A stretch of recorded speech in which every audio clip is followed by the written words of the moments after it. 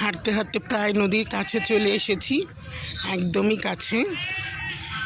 এই তো নদীর ঘাটে চলে এসেছি, আর দেখব নদীর পরিস্থিতি, নদীর অবস্থা।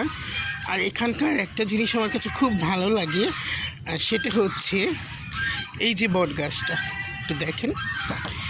এই বট গাছটা, এখানে বসার মতো একটা সুন্দর স্পেস আছে, যেখানে বিকেলে এসে বসতে খুবই ভালো লাগে। এখানে এসে বসতে অনেক ভালো লাগে। ওই দেখেন রাজহাঁস।